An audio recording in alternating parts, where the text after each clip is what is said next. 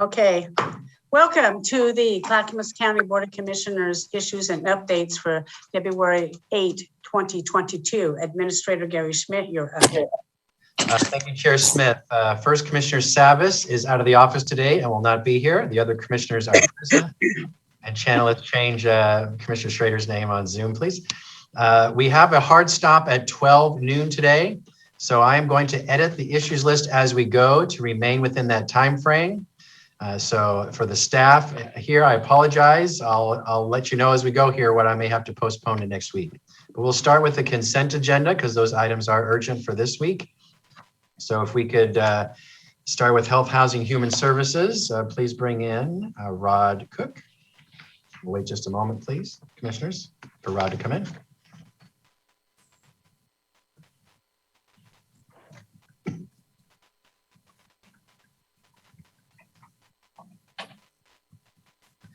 All right. Morning. Hi, Rod. Rod is the Director of Health, Housing, Human Services. Consent agenda for Health, Housing, Human Services. Item 1, approval of an amendment to a subrecipient agreement with the Mental Health and Addiction Association of Oregon for alcohol and drug recovery peer delivered services. The amendment adds $87,976.73 to the agreement, increasing the maximum grant value to $879,764.22. Funding is through the state of Oregon Community Mental Health Funds. No county general funds are involved. Go ahead, Rod.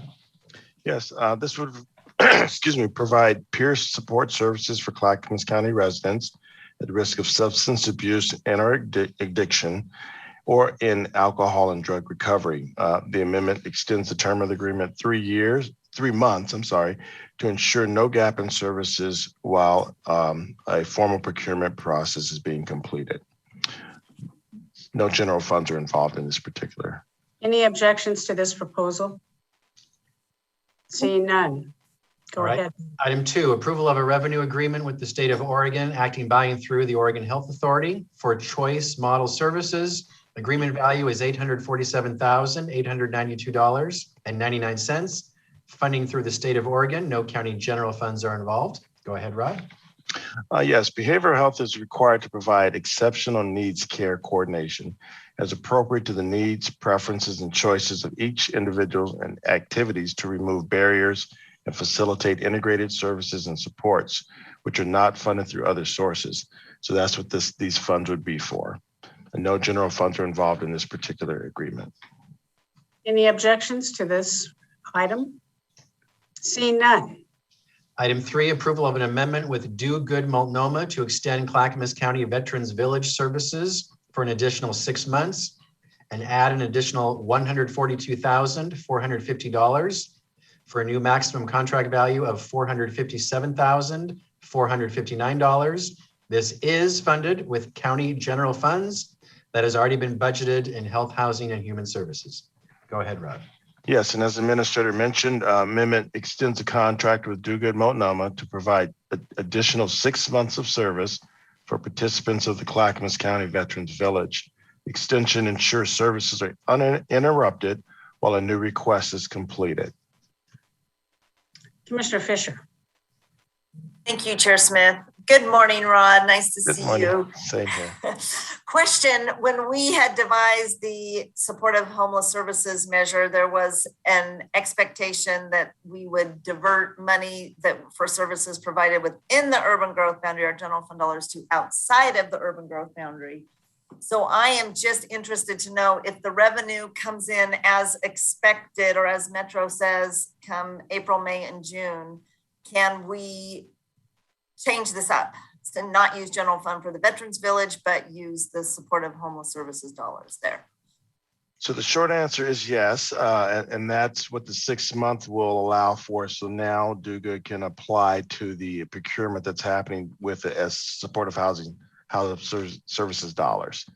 So short answer is yes. That's all I needed. I just needed the short answer. I just don't want us to lose sight of our intention of putting every dollar that we could outside the urban growth boundary to help our folks out in the more rural areas. So thank you for that.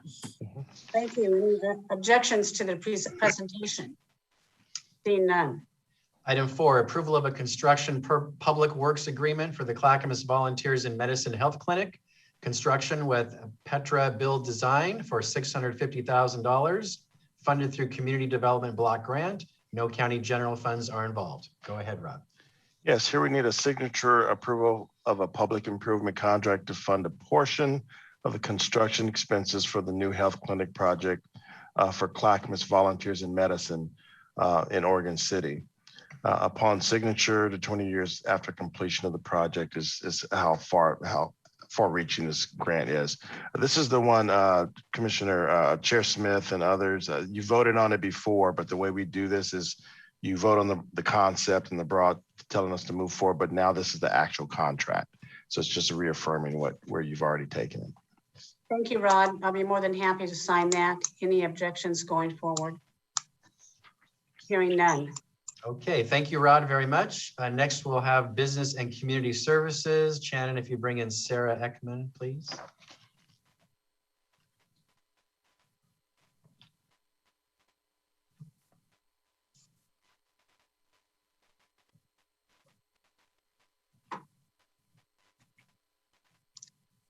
Sarah is the Interim Director of Business and Community Services. Sarah, is there anyone else you want in the room for this? Tom Riggs is in the room as well, if there's a question. Great, great. Shannon, please bring in Tom. I'll go ahead and announce it. This is Business and Community Services consent agenda request.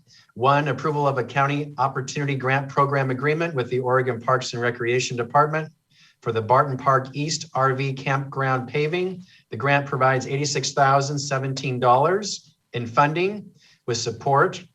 Provides $86,017 in funding support with an $86,017 matching contribution paid for by the county park budget, which is general funds. So this does use county general funds, the $86,017 match. Sarah, go ahead. Thanks, Gary. We did amend our staff report after that initial submission, so I wanted to clarify that we're matching this $86,017 with the Metro 2019 Natural Areas Bond money in the equivalent amount. So it would be $86,017 for the total project budget of $172,34. It's a desperately needed asphalt overlay for the East Barton Park East RV campground. And Tom and I are here if you have any questions. Always nice to have an RV park going in and upgraded. Mm-hmm. Very good. Any objections? Hearing none. All right, thank you. So Sarah, the staff report is correct. It's posted online then. Shannon, is that correct? Excellent. Yes. Thank you. Thank you. Thank you, Sarah and Tom. Next is finance. Shannon, please bring in Elizabeth Comfort.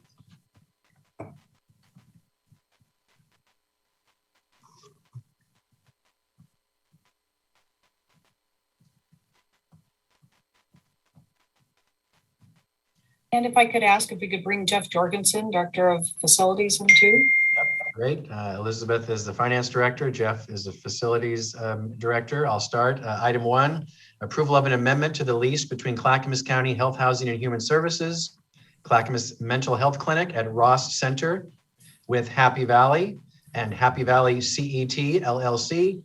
This amendment adds 7 years and includes triple net costs, utility changes, and maintenance costs for a total of $1,021,578.70 across the life of the additional 7 years of the contract. This is funded through the State of Oregon Community Mental Health Program funds and Health Share of Oregon funds, Oregon Health Plans. No county general funds are involved. Elizabeth and Jeff, go ahead. Good morning, Administrator Schmidt, and good morning, Commissioners. Yes, the Ross Center lease amendment is for 7 years. We've done a study, determined that it is, we've been in there 10 years now, and we invested well over $800,000 for this facility. To move out doesn't make any sense right now. It's still totally viable. Clackamas Mental Health uses it extensively, still needed for the community. The rent costs are one thing, the triple net costs are the utilities, maintenance, because it is a rented facility. But just asking for permission to go ahead and get approved for another 7 years in that facility. Sonia? How many square feet is it? seems to me it was like 16. Let me find out. I can find out, but it's, let's see, it's. Okay, just email me, Jeff. I don't want to put you on the spot. I'm just curious. I don't have a problem with moving forward with this. No, I can It's find out. 6,907 rentable square feet in the contract. Wow, Shannon, look at you. Did you find that in the report? I looked all the way through it and didn't see it. You're rock on, Shannon. Thank you. You got the answer. Yeah. Okay. Any objections to this going forward? Seeing none. All right, thank you, Elizabeth and Jeff. Next is Water Environment Services. Shannon, if you bring in Greg Geist. Chair Smith, if you could please convene the board as the Water Environment Services Board. We will now recess as the Board of County Commissioners and convene as a Water Environment Services Board. Thank you, Chair. We'll wait just a moment. Greg, do you want anyone else in the room with you? Matt House, please. Okay. Greg is the Director of Water Environment Services. Matt, introduce Matt for us, Greg, please. Is Matt in the room? Introduce him, please. Matt is the supervisor of our asset management and information management group. Very good. All right. Item 1, approval of a contract with Xylem Water Solutions for the purchase of pumps for the Bolton pump station. Contract value is $188,513.88. Funded through the Water Environment Services Capital Improvement Funds. No county general funds are involved. Greg or Matt, go ahead. Good morning, Commissioners. Yes, this is a project to replace two Xylem, or they're actually called flight pumps at our Bolton pump station. We replaced a section of what we call a force main, or a pressurized pipe that's downstream of that pump station. It changed the elevation, and so we need a little bit larger pumps to replace the ones that are there currently. Any objections to this moving forward? Seeing none. Item 2, authorization to purchase a Ford E450 sewer line inspection vehicle. Purchase value is $321,911. Funded through budgeted Water Environment Services Capital Improvement Funds. No county general funds are involved. Go ahead, Greg. Yes, this is what we call a TV truck. It goes out, it has a camera and hundreds of feet of line. We use it to inspect our pipes, to check for condition assessments, and for inflow and infiltration, cracked pipes, separated pipes. It's what allows us to prioritize about $1 million in capital spending each year in taking care of the pipes out in our collection system. It's a 2008 model. It doesn't have a lot of miles on it, only 45,000, but it goes out and sits all day once it gets to its destination. So it's really a condition and cost of repairs. We spent over $90,000 in repairs on this vehicle over the course of its life, and it's time to get a new one.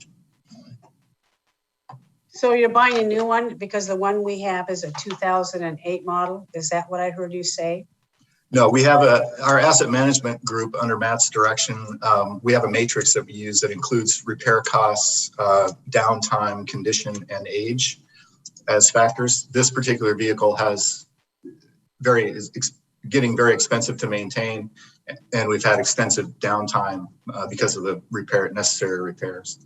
So you want to buy a 2008 model for $321,000? No, the one we're replacing is 2008. We would get a 2022. Got it. Okay, it was not clear to me. Good. At least it's a new one. Yes. For that amount of money. Yes.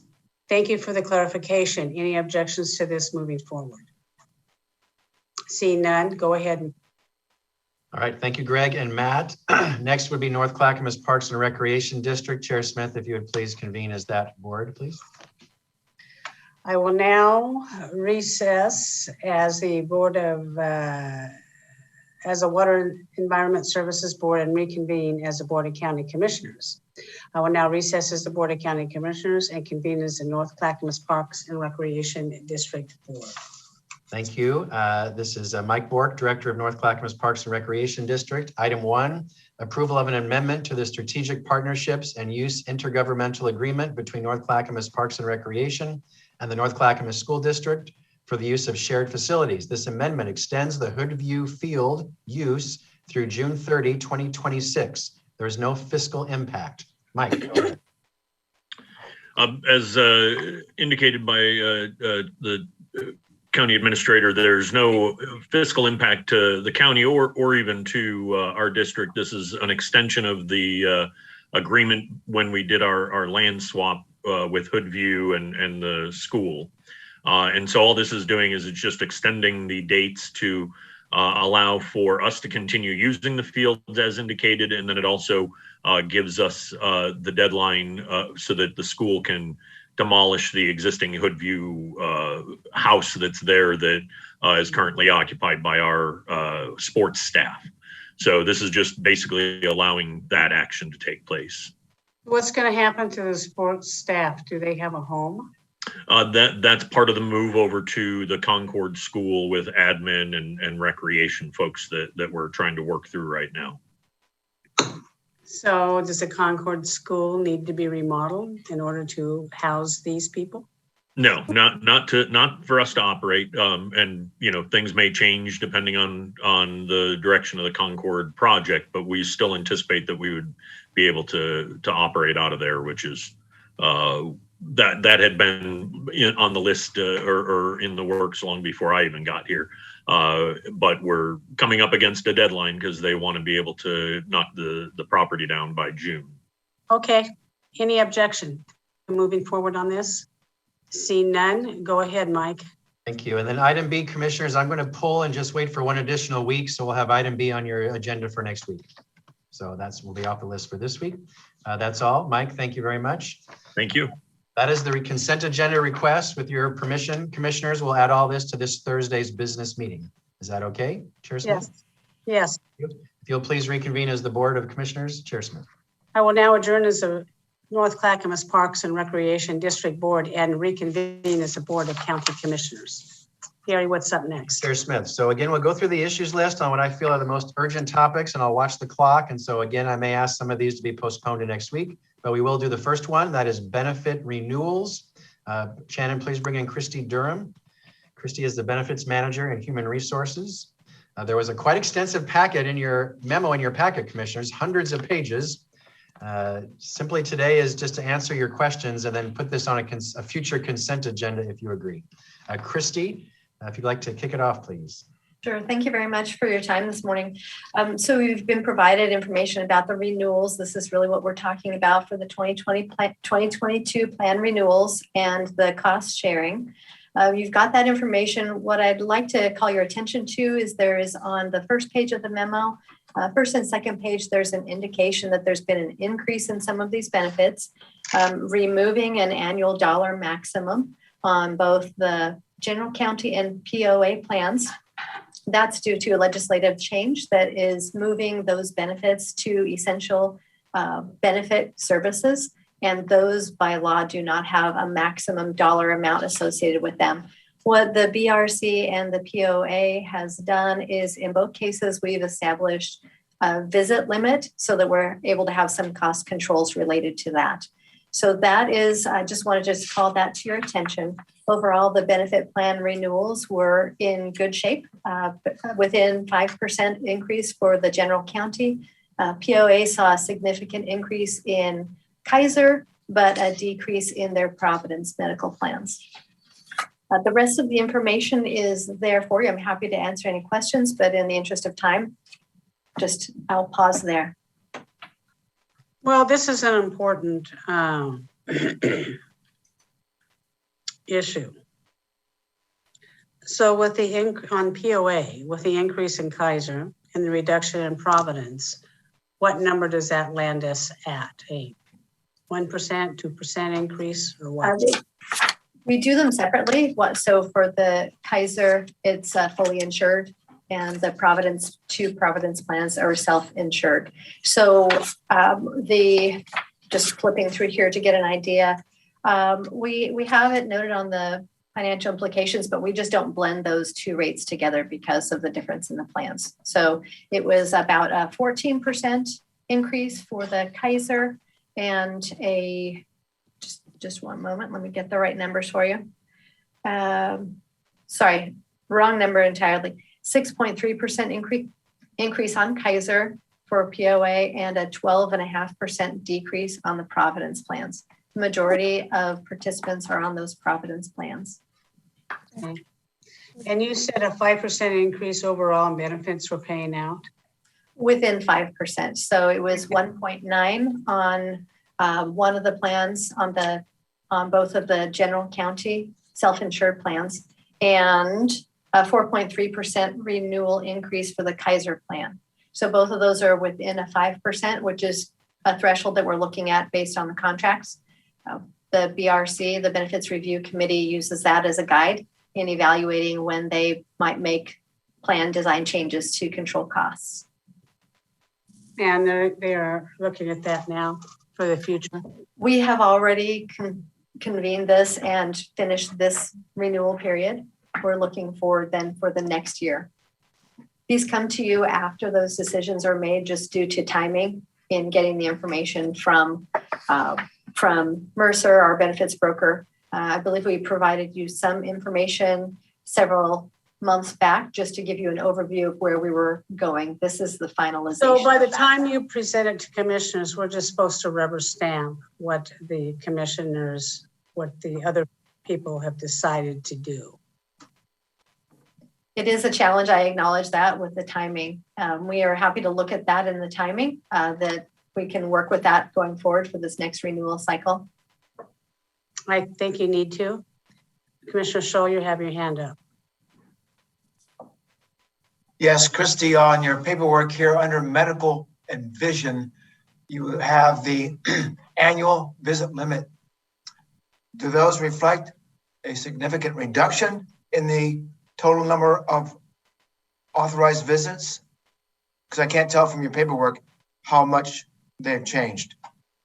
Thank you for the question. So what we're doing, we put in a visit limit based on estimating about the cost that was incurred previously without visit limits, but with dollar limits. So we tried, based on the claims history, to make that consistent. We'll look at that and evaluate whether that was effective. But it was a way to just control costs and try to convert it. All right, okay. It appears to me that the number of visits is quite generous. Okay, thank you. So in the further, Christy, you need to redo your timing. There's a lot of budget pressures that this board is considering. I don't like it that we're not looking at the entire picture of everything that our employees are getting. Thank you. We will take that back. Gary, is that reasonable? Yes, it is, Chair. We'll do that going forward. Okay. Any objections to this at this time? Seeing none. So with your permission, Chair, we will add this to the consent agenda, not this week, but Christy, I'm sorry, just update the staff report. And I'll ask you to come back to issues one more time for our formal process, and we'll bring it back to you as soon as next week. Commissioner Fisher. Yeah, so I agree with Chair Smith. This is really important, and we should really be engaged on all aspects. I'm just, as we review this, I would really like to understand. We don't need to do it today because I know we're at issues and we're very short timed. But when you just look at the numbers for the different groups, the non-represented, represented, peace officers in the different bargaining units, they're all separated out, but yet they're pretty similar in costs, except for some differences. I would really like to understand all the history there and why are there differences. And it seems like a lot of administration. It seems like it might be effective to sort of streamline some of this, less work possibly. So a better understanding from us to be briefed, I think, is warranted. Absolutely, we can do that. And and we'll talk about some of the limitations we have related to decision-making for the BRC and when we get final information from the carriers. So we'll pull that together so you have a timeline, and then we'll come up with a plan that works for the commissioners to review these items. Thank you. Any other comments? Seeing no objections, I think we can move forward. Very good. Thank you. So thank you, Christy. Again, we'll bring this to a future consent agenda for your formal approval. Thank you, commissioners. All right, so I'm skipping on the list now to do what I feel is the most urgent items. So I'm going to jump ahead to the potential grant from Portland General Electric for electric vehicle purchase. Shannon, if you bring in Rod Cook, please. This is a carryover from last week, commissioners, on a consent agenda item. You had questions, so we pulled it. We brought it back to you this week. Staff has answered your questions in the memo, but Rod can also verbally give you an update. Rod, go ahead, please. Yes, and Shannon, can you bring in Brenda Durbin as well, just in case there's some detailed questions, but I'll get this kicked off. This topic was introduced to you at our last issue session held on Tuesday, the 2nd of February. The request is to allow H3S to enter into an agreement with PGE to purchase an electric vehicle for the Transportation Reaching People program, often known as Trip the Trip program. The board had several questions related to electric vehicles, so we have provided you with about 80 pages of background information that should have been in your packet that describes the type of vehicle that the PGE grant would fund. The packet includes 4 quotes of a base van and technical specifications of the 2024 Transit 350 that was being discussed, and that has a long wheel base that we would be procuring. The grant is covering the necessary conversions to maximize its use for our elderly population. So there's not just the from gasoline to electric, it's also going to be used as a transportation vehicle for our disabled constituents in the county. So there's the steps and those high ceiling steps and those kind of extra things that you would need to put in that type of van for that type of work. I brought Brenda Durbin in because she is the expert on this and has multiple buses out there doing specialized work. So she's here, Director of Social Services, and she's over the Transportation Reaching People program, and she's here to answer any additional questions you might have. Brenda, do you have anything to add? No, I don't. Okay. Seems kind of expensive, but Mark, you're up. Yes, Rod Cook, does this this grant include installation of this a charging station that will be needed for it? No, the count on, at least on the Red Soils campus, we have charging stations, multiple charging stations already behind the DSB building. And there's multiple stations that we'd be able to use in between here in any rural spots if they use it rurally. I asked the staff about using it rural because the chair brought that up, like, in terms of how could it get out? I mean, how long could it go? And so they said, this would be new to us. And so they're going to probably use it in the urban areas at first to test it out and see how long it can last. But we do know that there's multiple charging stations along the route and along the way, if in fact that we saw ourselves using it. And the other thing I'll say about this van, it's smaller than your typical small bus that you're used to. And they're saying that's really good because it can get in spaces where the larger vans wouldn't be able to get people. And again, this is used primarily for elderly, to get them to doctor's appointments. I think they also take them shopping. This is where Brenda can help in terms of the specifics about what these specialized transportation services will provide, if you're interested in that. Okay. Commissioner Fisher? Yeah, thank you, Rod. I appreciated reviewing and seeing the van and looking at how it will be adapted and useful for folks who are mobility challenged. I learned a lot by seeing this, so thank you. It was not in vain that you provided this information to us. I don't have a problem with approving this. Thank you. Any objections to moving forward? Seeing none. Right. With your permission, Chair, can we put this on this week's consent agenda? You've seen the staff report now. Your questions have been answered. May we add it to this week? Absolutely. Great. So Shannon, if we could do that, please. Thank you, Rod and Brenda and your team for the detailed. Thank you. Much appreciated. Okay. I'm jumping. Thank you, Rod and Brenda. So I'm jumping on the agenda again. Shannon, let's do advisory boards next, please, because those are timely. If you'd go ahead, please.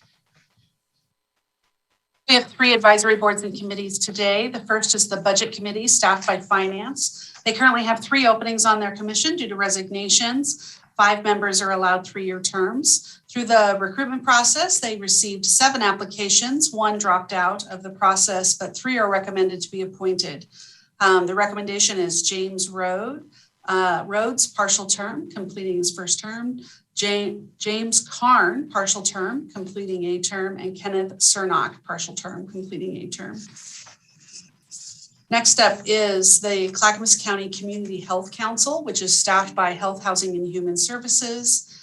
They opened a recruitment for consumer and non-consumer representation. They have to maintain a majority of consumer members by laws, and by its bylaws require a minimum of 9 members. They voted unanimously to put forward the recommendation of Renee Sparks as a consumer member, appointment to their first term. And finally, EMS Council, staffed by H3S, it currently has 1 opening on their commission due to retirement. 12 members are allowed with 3-year terms. Their recruitment process, they received 2 applications and 1 was recommended to be appointed, and that is Stephen Bowie for his first term. That is the end of my list, Chair. Okay, good enough.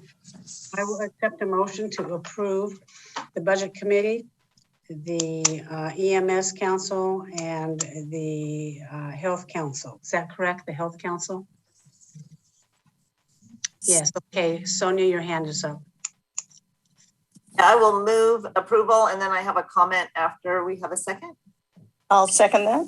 Commissioner Fisher has moved for the appointment of the ABCs, and Commissioner Schrader has seconded.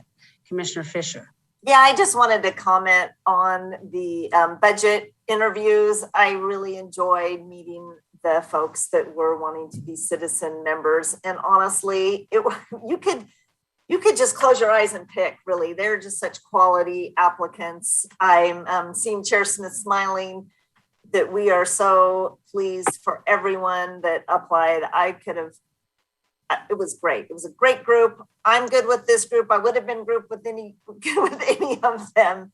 Total quality, but I think we're in good hands. I really am looking forward to working with the folks that we're selecting today. So thank you. Yeah, I do too. I don't know the other ones, but the Budget Committee application process was very good.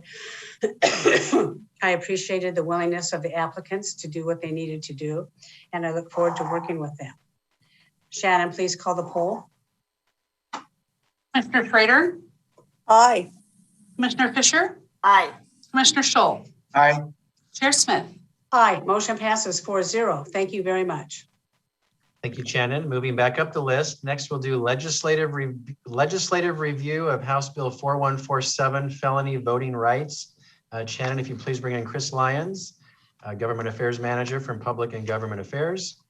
But Commissioner Fisher has agreed to kind of kick this off. So if we can wait a second for Chris to join the room. There's Chris. There was a memo in your packet. Commissioner Fisher, do you mind kicking this off, please? Yeah, absolutely. And I may call on Commissioner Scholl because he was also in the room where this came up.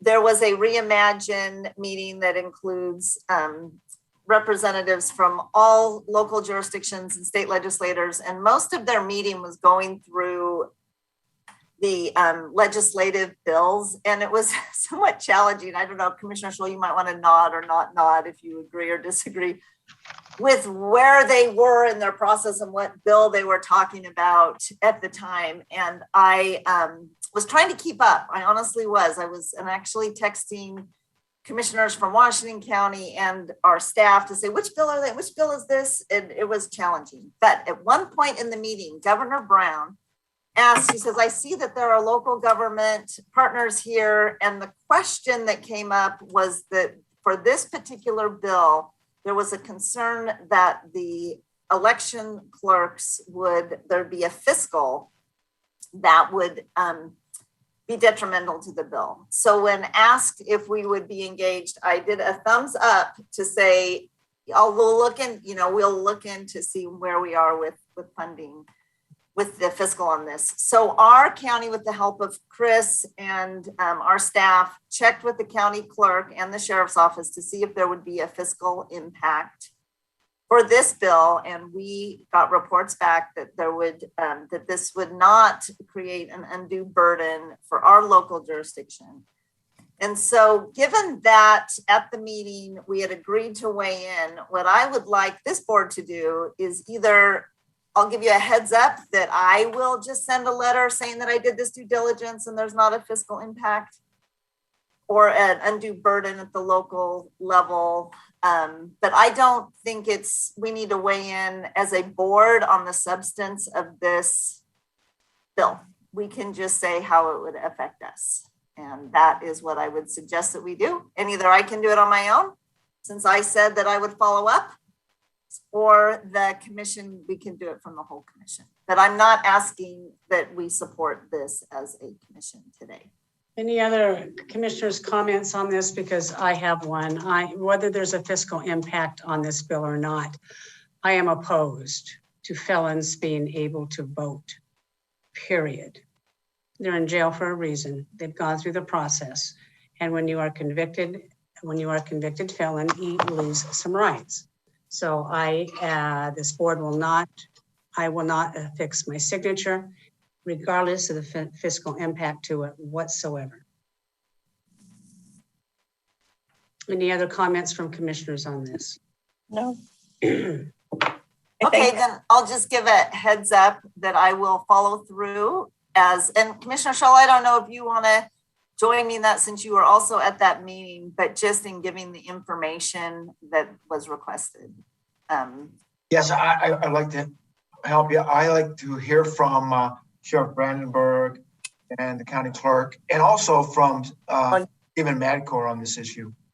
So Chris Lyons can report the information that we got from the county clerk and Sheriff Brandenburg. You could do that now, or we could do it offline. I'm just happy to just give the information that they gave to us and just follow through. Yeah. So let's not take our time today since we're done at noon, but Commissioner Schultz, since you were in the room where it happened, and I don't know if you agree that it was hard to follow along with all of those bills, but it was not easy. It was not easy. Thank you. Talking to Chris Lyons on it. Thank you. Gary? All right, so we're gonna, no position on this bill. Commissioner Fisher and Commissioner Shaw will talk offline about reporting back to Reimagine Oregon. Chris, do you want to add anything? Thanks for your memo, Chris. Sure. I mean, I can just very quickly say, we did check with the sheriff's office and the clerk's office. There is no fiscal impact for the sheriff. They already do this work as part of their during elections. So they would just be adding the capability for certain individuals. So it really is de minimis. And for the clerk, we heard that it would be little to no administrative impact, but they couldn't get us numbers just yet. They can provide that later this week. So the question that was asked of the clerk and the sheriff was the fiscal impact. They weren't asked whether they agree with the policy or not, correct? Correct. Okay, well, I have a big problem with that. Okay. So we will defer this to later. Yeah, and Chair Smith, I don't think you're alone in that concern, which is why us providing just the information, I think is fine, but I would not want to put us on the record because I know that it's not necessarily a policy that everyone would support. Up next, Gary. Okay, very good. Thank you, Chris. Next, let's begin shuffling the agenda. Let's do the Emergency Operations Plan Review. Shannon, please bring in Daniel Neibauer, Interim Director of Disaster Management. Wait just a moment, please.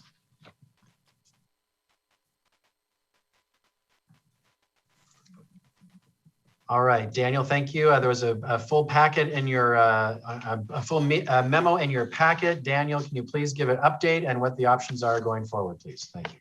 Sure. Good morning, Commissioners. We have a final draft of the Emergency Operations Plan. It is attached to the memo that's there, and it is quite lengthy. And I would like to be able to inform you on it, whether you want to read that or what's the best way to present it to you and receive any feedback that you want, and opening to options that work the best. As you can see in the packet, it is quite lengthy. So there's lots of information in there. We've tried to boil it down to an executive summary that hits the high points, but I'm happy to answer questions, but I would like to know what the best way is to meet and discuss with you.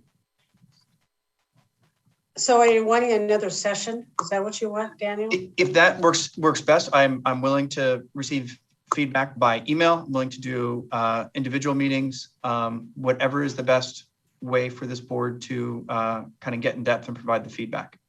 Well, the 582 pages is rather long. Yes. I skimmed it the best I could. And quite frankly, it is a lot of information to present to any board, any governing board for the future. I think you should apply a executive summary at first of 2 or 3 pages, whatever it takes. And then your additional information can certainly follow. I don't know that this board wants to change anything in it because you folks are the experts on it. I am not an expert on it. I have great passion, but I'm certainly not an expert. Commissioner Fisher.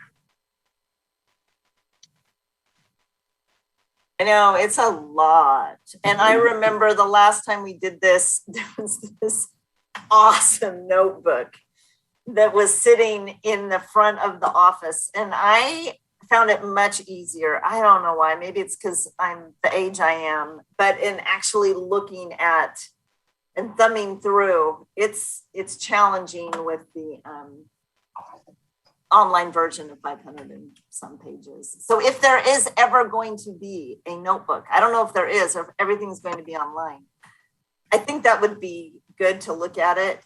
I do think this overall, we're setting up our 21 zones. We have our council. We're really looking into emergency preparedness.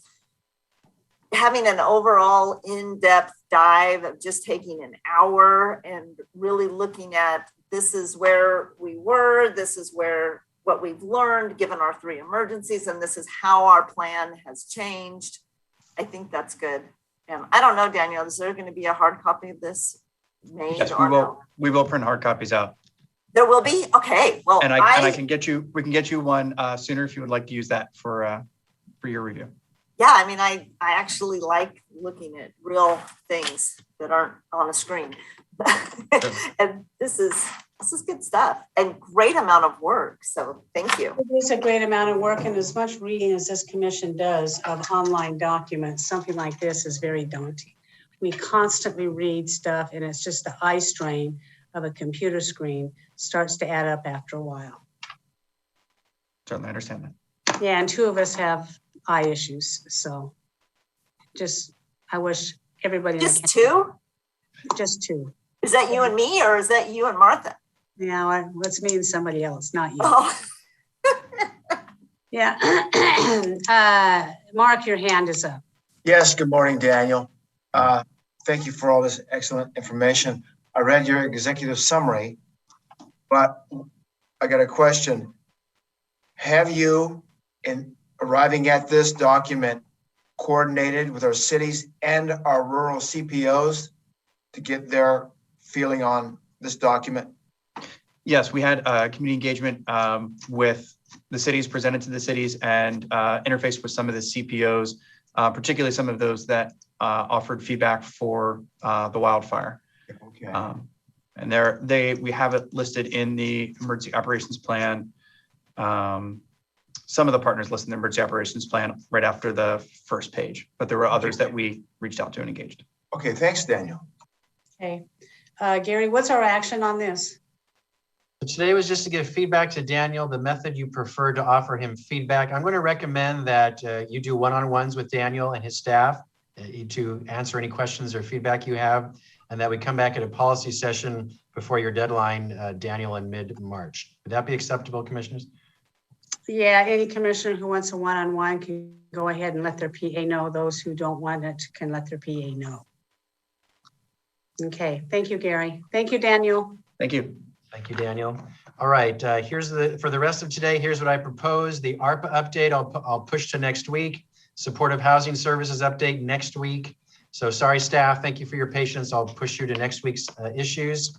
Moving on the agenda list, Association of Oregon Counties dues. I will cover this. There was a memo in your packet. It is time to pay the annual dues from Clackamas County to the Association of Oregon Counties. The annual dues for Clackamas County to be a member of the Association of Oregon Counties is $111,260.14. you approve this, this would be covered by the general fund in its entirety. Last year, the county paid $92,664.40 for dues. So this year is an $18,595 increase. You'll recall you were briefed by the AOC executive director last year. The dues have gone up just like anywhere. So this is just the price of doing business. It's a reasonable increase. But I'm seeking your permission, commissioners. Would you like to remain members of the Association of Oregon Counties and pay these dues of $111,260.14? Any comments from commissioners on this? I say we pay the dues. Mark, go ahead. You're on mute, Mark. Thank you. Dang, microphone. $18,000 increase in 1 year, Gary, is significant. At that rate, in the next 5 years, we'd be paying $180,000 a year for these dues. I hope they're minding their P's and Q's there. I like the AOC. I know they do good things for us, but $111,000, serious money. What was the reason for the increase, Gary? Actually, Commissioner Schrader, do you mind speaking to that? You served on the executive committee of the board when you. Well, because they had really been underfunded for years. One of the dilemmas that happened when I was there was that we had the executive director at the time transferring dollars from the transportation fund into their operating expenses. And that's what caused the problem. So instead of incrementally raising dues through the years, now we're seeing a larger jump. I think from here on out, it'll be more of an incremental raise. And we are not the only county that's saying, oh my God, the dues. We talked about it yesterday. I know that I think that 3 of us were there when they had the treasurer's report during the board meeting. And in order to maintain the level of staffing that they need and the quality of the services they offer, I think it's valid at this point to pay the dues. And I don't think you're going to be seeing as large a jump. I think they're going to actually not leave it, but it'll be incrementally raised every year in order to meet their expenses. Either that or the board would have to decide what they're going to cut out. Same thing we're all facing. The board of the AOC would have to decide in the executive committee what they would do and what they won't do. And I will tell you through the years that particularly our rural brethren really use the organization for most of their lobbying and most of their opportunities to access legislators as well, local legislators, as well as the federal legislators. So we don't need it as much as they do. We have our own staff to do that. So part of it is, I think, that we are we're kind of helping everyone across the state. Mark, do you have any more questions? Yes, I just have a question for Martha. Yeah. Martha, in your experience, is there a way we can get a quantitative number on what the AOC does for us in terms of our economy in Clackamas County? I mean, we're giving them $111K. Can I say to the constituents that they're getting back X number in effect, positive effect? Well, I think that we could certainly set up a conversation with the executive director, if you'd like to do that, Mark. Well, what we're getting, what bang we're getting from. Yeah, I just want to be able to defend the $111K to the constituents who asked me about it. Okay. Okay, thank you, Martha. Do that. Gary, is this increase in our budget? We did budget for this, yes. We budgeted for the increase in last year? Yes. Okay, all righty. Thank you. What kind of action do we want to take on this? I would request a motion on this, please, Chair. I move dues. This year's dues to AOC. Do I hear a second? Commissioner Fisher, thank you. Commissioner Schrader has moved that we pay the AOC dues in the amount of $112,000, and Commissioner Fisher has seconded that. Do I hear any other comments? None? Yes. Yes, Oh, go ahead. Commissioner Shull, I have a one-on-one with Gina at the NACO conference. Okay. Going, so I will specifically bring these questions to her, and we will get something in writing. And the other thing I will let you know is the Association of Oregon Counties is also one of the reasons we participate at the national level. They're the ones that also basically, if you want to get involved, they're the ones that, you know, kind of give you the push to do so. They nominate who's on the board, for example, from the Association of Oregon Counties. So there's some national opportunities also because of the local association. But we'll get that detail to you. Okay. Thank you, Barbara. Thank you. Appreciate it. All right. Shannon, please take the poll. Commissioner Shull, Aye. Commissioner Schrader, Aye. Commissioner Fisher, Aye. Chair Smith. Aye, motion passes 4-0. Thank you very much. All right, thank you, commissioners. The last item today is Commissioner Communications. Okay, gee, who wants to go first? Mark, your hand is up. Yes, I would like to pass. I would like to pass on some information from our R1 ACT meeting, and that has to do with hold on a second. I'm sorry, it has to do with ODOT Safe Routes to School. And I'm asking if our staff knows about the money that's available from ODOT for rapid response, for safety issues around schools, streets around schools. And ODOT right now, between now and 18 February, is asking counties, cities, tribes, and school districts to apply for grants for these programs. And so we just want to make sure that the county knows about it and that this money is available to, again, paths to school, crosswalks, safety lighting, and et cetera. Thanks. Thank you. Thank you, Mark. Commissioner Fisher, you're up. Not a lot to report, but I did have the nice opportunity to sit in our Public Health Advisory Council, and they went through all of the grants and approved them for the blueprint of Clackamas County. And it was just really interesting listening to all of the creative ideas and ways to really promote the health and wellness of our very diverse and unique Clackamas County. So it was kind of a long meeting, but I tell you, it's pretty inspiring just being the little fly on the wall there. So if ever you want to get more information sort of on the nuts and bolts of what we're doing to help people, you can just go to the website, Clackamas County website, for a blueprint for Clackamas County and get more information. So that's all I have to share for today. Great. Commissioner Schrader. Yeah, I got a really nice email from Representative Reardon, and I am proud to say they are actually going to be devising some bee pollinator funding for the short session. And it's going to be $250,000 for the Oregon Bee Project. It'll support phase 2 of their work. They will do a comprehensive list of bees and plants that support them and other pollinators. They will have 2 new voluntary bee protection protocols with Oregon Industries, trainings for right-of-way pollinator vegetation, and a pollinator steward program. Are train land managers in pollinator-friendly practices. And I am continuing to support that kind of legislation. I'm glad they're giving that to Oregon State University.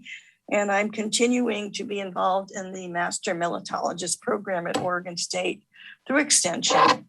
And I'm trying to work with Water and Environment Services to see how we can integrate Oregon State University's naturalist program, training for being an interpretive naturalist, into some of their activities that they do. Other than that, I've been really kind of following what's been going on with childcare legislation down there. I know that Sonia, you brought forth the bill today from Reimagine Oregon. I'm going to ask folks, Gary, if we could have next on issues information on those current bills so we're aware of what's happening. It is a huge initiative with our workforce board at this point, and talking to some of the other advocates, it is something that they are supporting as well. So just wanted to get that on our radar. Okay, thank you. Commissioner Fisher? Yeah, thank you for bringing that up, Commissioner Schrader. There is a very important package for childcare legislation, and I think it'd be very good if we came out in strong support of that. I think we need to do it very quickly. The other thing I wanted to problem solve during the meeting yesterday, there was, this could be a District 8 conversation as well. And I just wanted to check in with my board to see if this is something we should elevate. I'm in conversations with Pam Treese, who is vice chair, but this workforce childcare issue is so concerning for, I think it's everywhere, but especially for our region. So thoughts about that would be appreciated. Great. Thank you very much. Martha, what's a militologist? Is bee specialist. A bee specialist? Pathology, yes. Okay. All right. I just wanted to make sure I knew what that word was. I learned something new. Thank you. For melitologist, you are a specialist in bees, yes. Specialist in bees. You go for it, honey. I'm I'm a beekeeper and I still have all the equipment. The problem is my hives totally absconded. And for like 3 years in a row, they just went, psh, and I don't know why. They're probably in a tree someplace and the other militologists went and captured them for me. I used to be able to cut out the combs for people and house them actually back in the day, in my younger days, but I haven't done that in years, but it was fun.